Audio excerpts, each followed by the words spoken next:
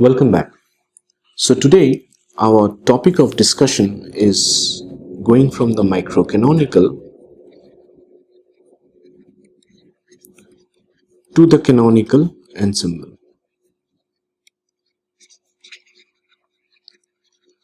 Now it should be mentioned over here that in the thermodynamic limit both of them should give you the same result. So in the microcanonical ensemble what we had seen was this particular ensemble means that the system is completely isolated. There is no environment or a bath. In contrast, the canonical ensemble means the temperature is fixed. So that essentially this means that you have a system which is connected to a big large bath. You have allowed energy exchange with this bath, and that essentially means that the energy can fluctuate but the temperature is held constant, and that this temperature of the system is the temperature of the bath. Here of course we saw that the probability density of a microstate is equal to 1 over omega, where omega is the total number of microstates available. In this particular case we saw that the probability density for a system to be in a microstate with energy E goes as e to the power minus beta E, where beta is equal to 1 over kBt. Now the idea is now to build a connection between these two ensembles. For example, if you consider an ideal gas, which essentially in our picture the model system is n particles contained within the volume V and they're moving around, right? Now if that is the only system that is available to us, we will say that the system is isolated and we will apply microcanonical formalism to this system, determine the total number of microstate and therefore the rho, and from there we calculate the entropy and we calculate the rest of the thermodynamic quantities from this entropy. However, you can also argue, look, I have this big volume where I have all these particles which are moving around randomly. There is an underlying molecular chaos to this system, and I have treated the system in a microcanonical, using a microcanonical approach, because I don't have any additional information to me, just an ideal gas. But then if I zoom into the system, let's say I can consider this particle, the blue particle, which if I zoom out is part of the ideal gas, but if I zoom into the system I can see, oh, this blue particle is in a bath of other particles. Therefore I can, although it's a single particle level we are talking about, and statistical mechanics essentially single particle level is difficult, but we can still say that, look, but this particle is in a bath of the other particle. So in principle you can say that, look, I can pick up a subsystem sufficiently large enough which is in a bath of the rest of the system. So the idea is that there is a relation between a microcanonical and a canonical, and we are going to explore that. Unfortunately though, we need to know, to establish this connection we have to know the explicit form of the Hamiltonian. So we will do it case by case. We'll take 3 examples and try to do it. So now microcanonical ensemble. So we'll start with the ideal gas example. Ideal gas. Here I have to determine omega of EVN, and this we have already done in a previous lecture. The total number of microstates that is available is 1 over h to the power n. I'm just considering in a one-dimensional system so that it's easier to handle. It's very easy to generalize such a thing. And then I have 2 pi n to the n by 2 gamma of n by 2 plus 1, and then I had twice me raised to the power n by 2. So this was the total number of microstates which were available. So total number of microstates available. And essentially this was integration of H, the Hamiltonian, dp1 dpn dq1 dqn. And our Hamiltonian for this ideal gas system was I equal to 1 to n pi square over twice n, right? So therefore, from this omega, now I can calculate this joint probability distribution, which is rho of, so we'll just write down this, is equal to 1 over omega. And this was the probability for the system to be in a microstate. This probability density, this is the probability density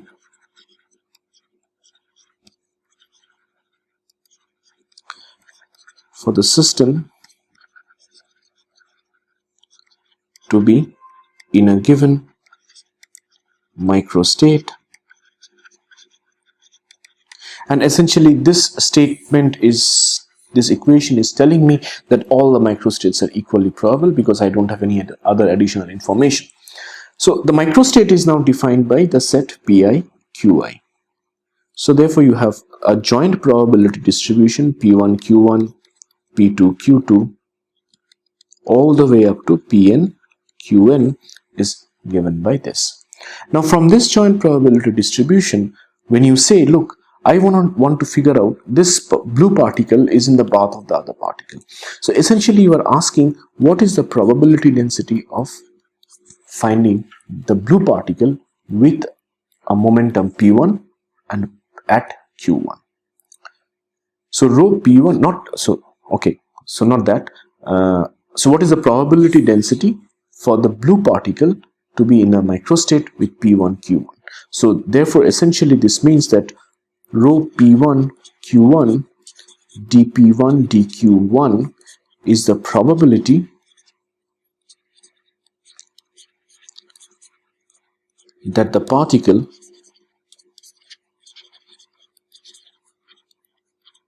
is, well, has momentum between P1 and P1 plus dP1 and is at, or not at, but is between Q1 and Q1 plus dQ1. This is the standard interpretation of probability density, and our task is to figure this out. So clearly I can now integrate out this joint probability distribution, because if you recall, if I have a joint probability distribution of n variables, this is my joint probability distribution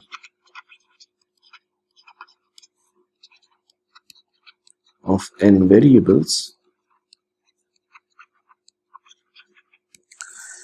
then essentially the probability distribution of a single variable is dx2 dxn. We will write down Pn to indicate that this is for n variable Pn of the set xi. Starting from this expression that I can determine the probability density of a single variable from the joint probability density of n variables by integrating out the other variables, I can write down the single probability density, single particle probability density rho 1 of P1 Q1 is going to be 1 over h integral dP2 dPn dQ2 dQn rho n of P1 P2 Pn Q1 Q2 Qn. Let me explain few things. I have included the 1 by h factorial purposefully here, because why should this 1 by h factorial be there? The 1 by h factorial is going to be there is because you are interested in, after all, the probability of finding this particle, the blue particle, within a momentum range of P1 and P1 plus dP1, and in between Q1 and Q1 plus dQ1, and this probability is P1 dP1 dQ1. But if you notice that if you do not have this 1 by h factorial, if you don't have this, then this quantity is dimension full. So in order to make everything consistent, you have to include the 1 by, you have to divide this element by h. But that is unnecessary and is not what we learned in probability. So we include the 1 by h over here itself, and therefore this 1 by h comes. By the same argument, we are going to have h to the power n minus 1 over here, and the indistinguishability of these particles means that I am going to have n minus 1 factorial. Now this rho n is the rho that we had written down over here, which corresponded to this one, except that now I have brought in a subscript of n just to distinguish it from the fact that essentially this is an n particle joint probability this density you are looking at. The question now is that I am integrating over the momentum and the coordinates of all the rest of the particles. But what are the bounds? The bounds is given by Hamiltonian h is less than En minus 1. I have n particles which has so I have n particles with the total energy E.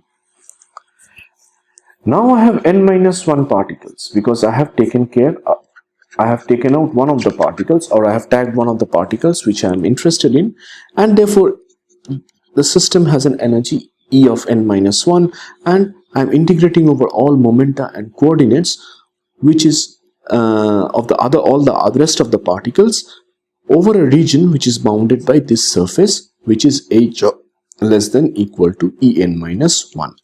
So let's write this a little bit carefully. N minus 1, and I have an n minus 1 factorial.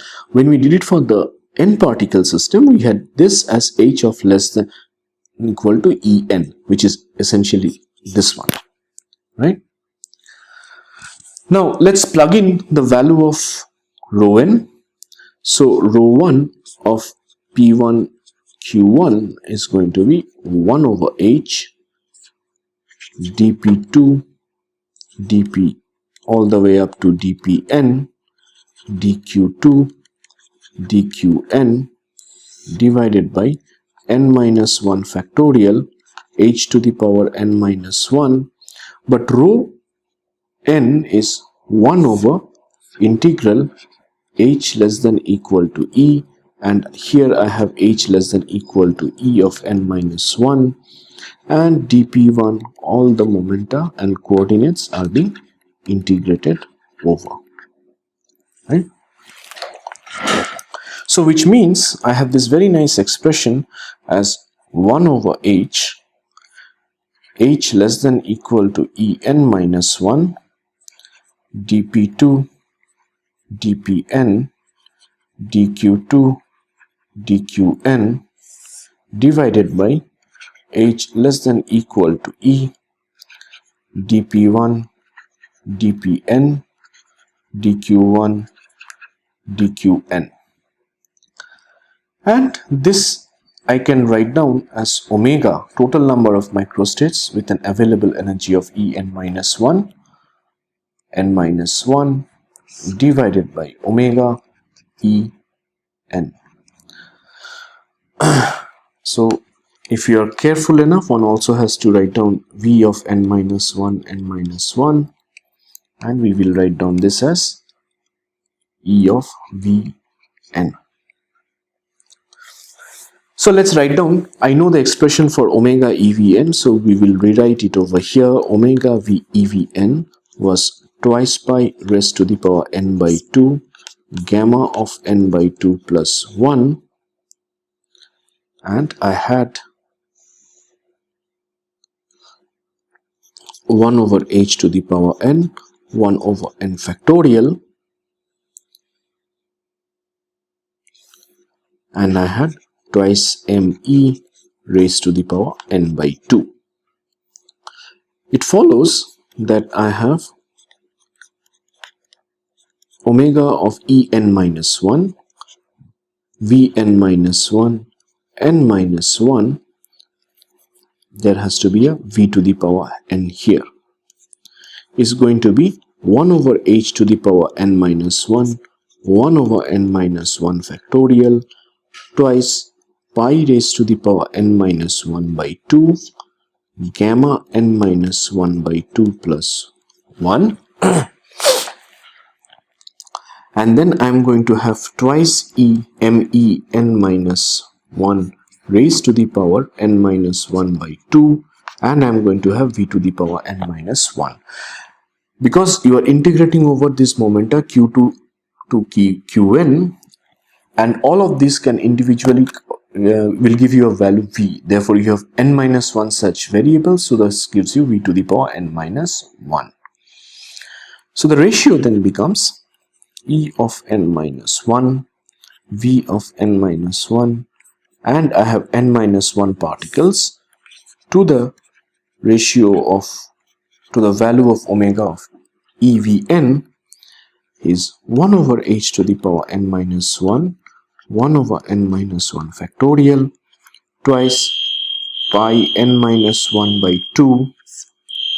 I'm sorry, there is an alarm which is sounding now and I have no idea why, but please bear with this noise.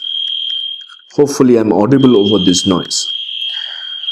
And then I have twice me n minus 1 raised to the power n minus 1 by 2, v to the power n minus 1.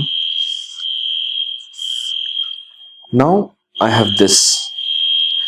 I have 2 pi n by 2, 2 pi raised to the power n over 2, twice me raised to the power n by 2, v to the power n, and the numerator will have h to the power n, 1 over n, it's going to be n factorial in the numerator,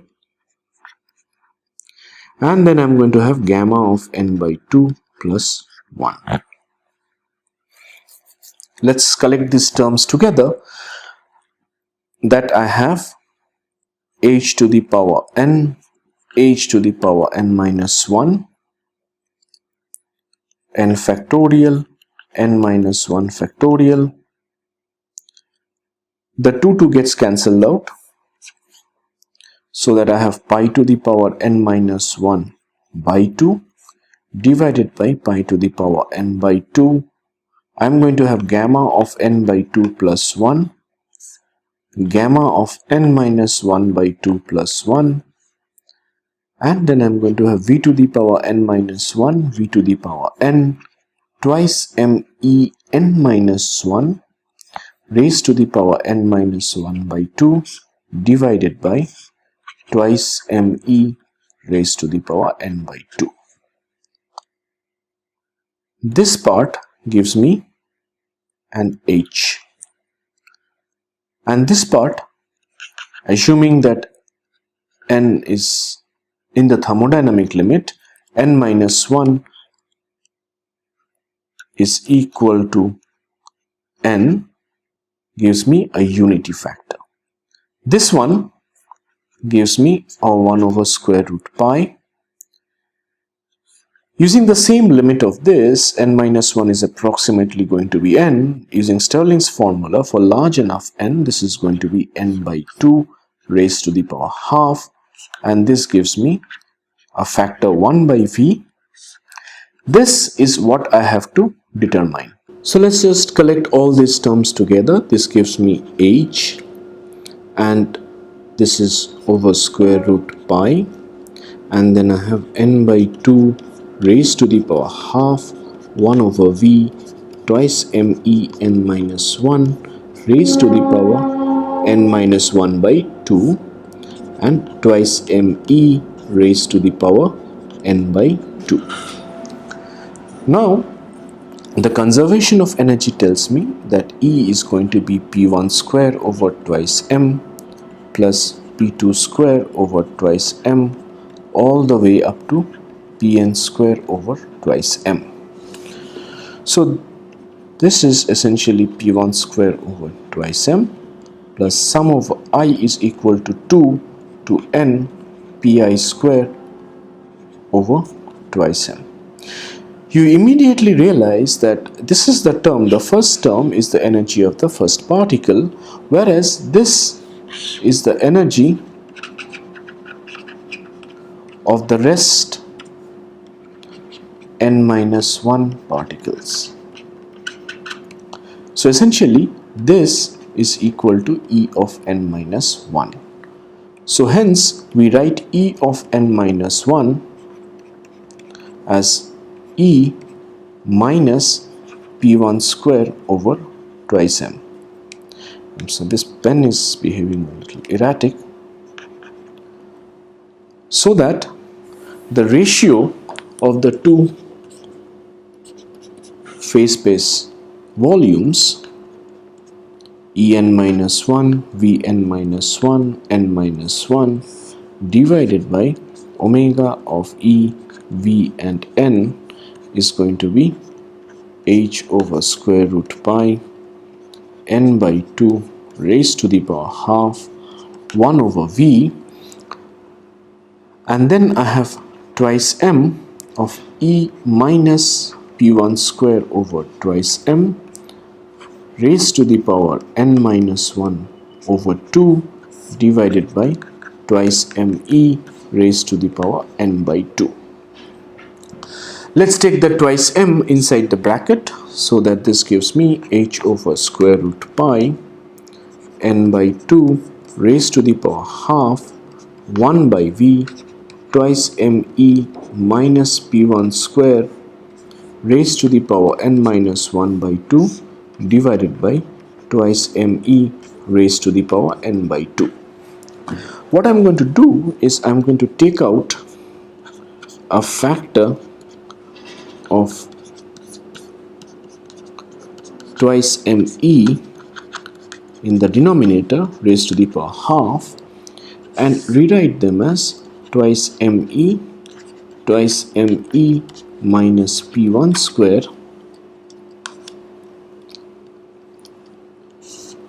raised to the power n minus 1 over 2. Now here is a word of caution that in this case, in this step, here itself I could have said that look, n minus 1 is approximately n, correct? But that would have given you a wrong result. You can go ahead with this approximation here itself in this step, and you will see that you will arrive at a wrong expression for this rho single particle probability density. So one has to be very, very careful where you are taking the limit, how you are taking the limit. Coming back to this, I have h over square root pi. Let's take all the quantities within the square root together. So I have h divided by v, and then I have n. This 2 and this 2 gives me a 4. There's a pi over here, so this is 4 pi m times e raised to the power half, and then I have 1 minus p1 square divided by twice me.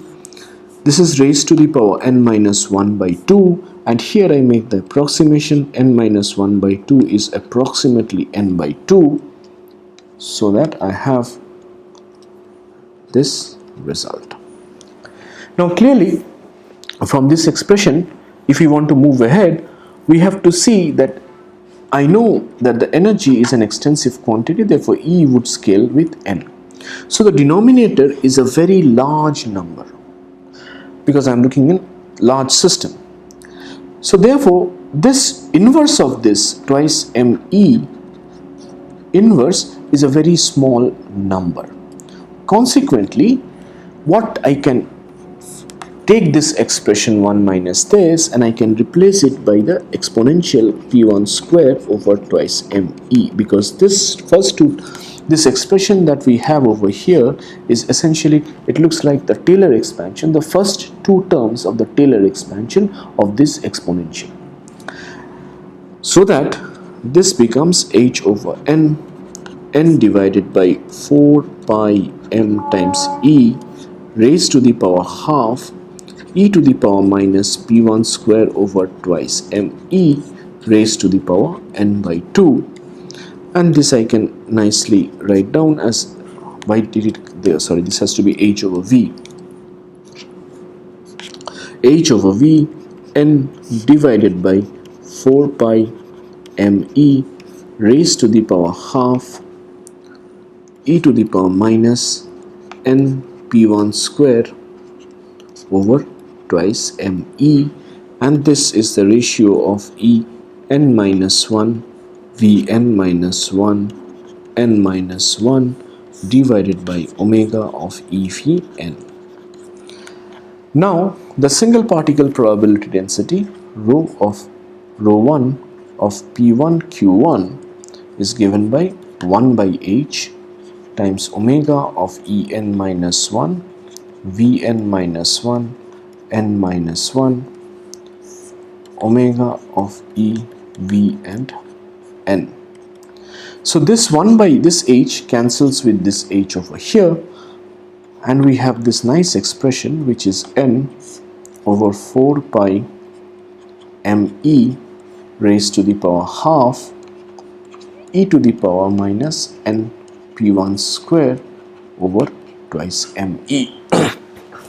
Clearly, it is a nice expression but not very familiar. For that, we substitute E.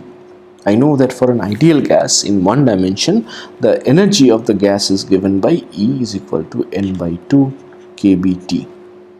So that rho 1 P1 Q1 is 1 by V 4 pi m n by 2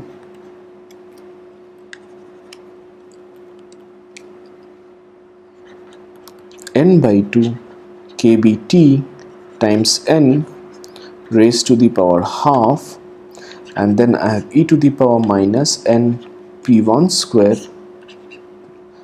This has to be 4 because this is raised to the power n by 2. This has to be 4 here, so this is going to be 4 m n by 2 kBT. There are cancellations. This gives me 2.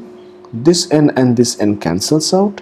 Similarly here also this gives me 2, and this n cancels out, so that I have 1 over v 1 over square root 2 pi m kBT e to the power minus p1 square over twice m kBT. If you write down beta is equal to 1 over kBT, then this quantity is 1 over v square root beta over 2m pi e to the power minus beta p1 square over twice m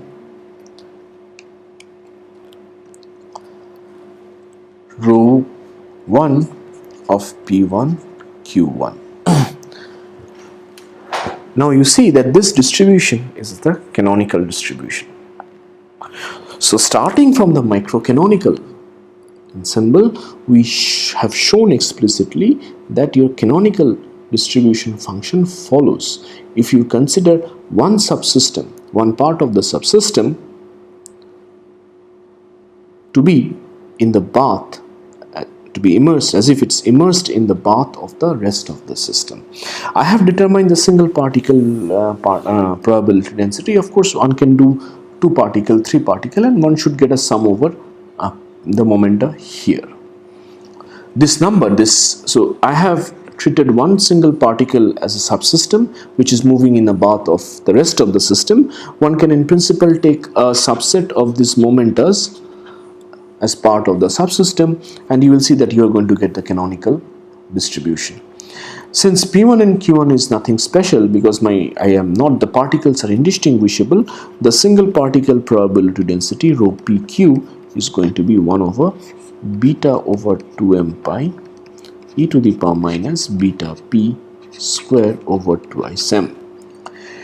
If you really now say that, look, I am not worried about the coordinates, I can, from this is also a joint probability distribution of P and Q.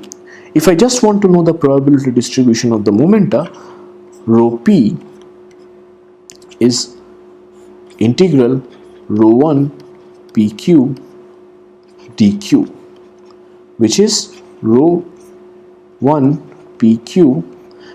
This part does not depend on the coordinates, and therefore you have a dq, which is v times rho 1 pq, and then this v factor will cancel with this v factor, and you are going to come up with the Maxwell's Boltzmann distribution twice m pi e to the power minus beta p square over twice m.